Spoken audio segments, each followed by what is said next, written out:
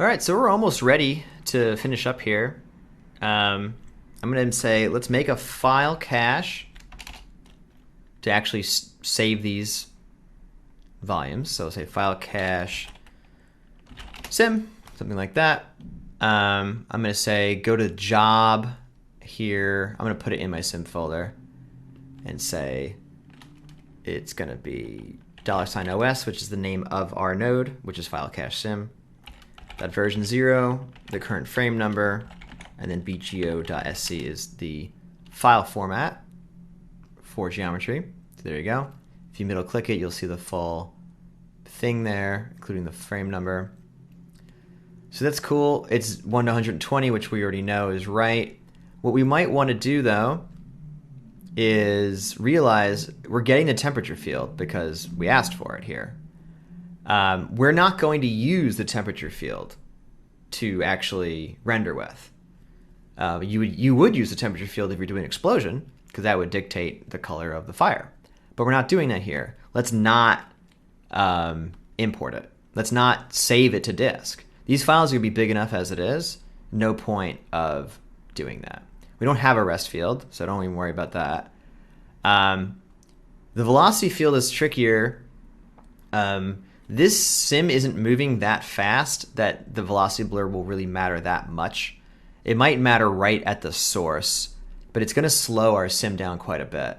If you have a lower grade computer, I would say turn this off, both because it's going to take up a lot of disk space because it's a vector, meaning it's 3 times as much data as the density field is, which is only one dimensional. If you're not sure and you have the disk space to kill, then yes, just save it. Otherwise, there you go. I'm gonna do a cache right now of this, and we're gonna look at it. It should actually probably run pretty fast. But the actual sim we're gonna run is gonna be higher res than that, and for that we might walk away and let it do its thing. So anyway, here it goes. We'll take a look at it in a minute. Okay, so click load from disk. We scrub through it. Here we go. We got our whole sim there now. I guess technically this volume visualization should be after this so that we can make changes to it if we needed to from the cache. But, either way. So there you go. Let's just run a little flipbook. I mean, again, this is fairly low res, but let's just get an idea of it. Let's make sure that things aren't getting chopped off unexpectedly somewhere. The color all works. Everything works. It seems like it's going to be good. Yeah. So there you go. That looks nice. Good enough for me to say let's up res this and then actually let that run.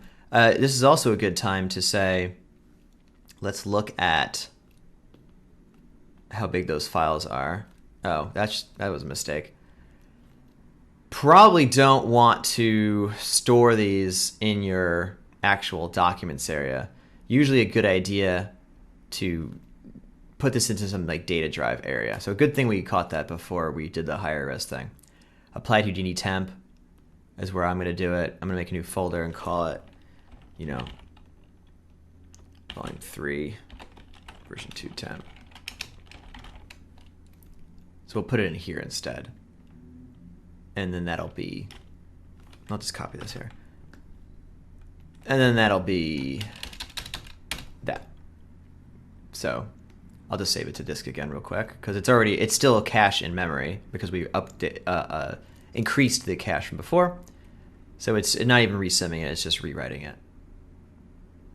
So there you go. So these files are here. They're not that big. They're only 100 megs at the most. But of course, every time we increase the resolution, or rather, reduce the voxel size by half, everything is going to be doubled along each axis.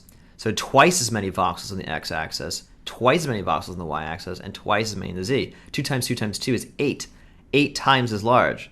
These things will become, this is going to go from being 115 megabytes to a gigabyte per frame. So just keep that in mind. Then that's if I went to 0.05, which is, again, reducing it by half is going to double it along every axis. I'm going to go ahead and say, go even farther, 0.04. It's going to make these files fairly large. So these files are probably going to be probably about 1.2 gigs per frame by the end of it. But, you know, you can buy terabyte drives now for $100, so, or less at this point. It is well worth it to have that data there. Although, just because you can doesn't mean you should either. With a very high quality volume means you will need more steps in the rendering process as the rays penetrate the volume to render them, as we'll talk about. It will make it slower to render also. So it'll be slower to sim, and it'll be slower to render as well. So keep that in mind. Like this sim is actually going to be quite fast, even at this size. Even with a gigabyte cache file, you'd think they would take a long time to sim, but it's actually not because of how fast the Pyro Sparse Solver is. So, but it will still take a long time to render. So just don't make, you could set to 0.02 and have 10 gigabyte cache files, and maybe you do have enough disk space for that, but they're going to be very slow to render. And they're going to look good like this anyway. So just saying, don't do it just because you can. Okay, so I'm going to save this to disk, and this will probably take still a surprisingly short amount of time, but yeah, it'll take a few minutes. So see you in a minute.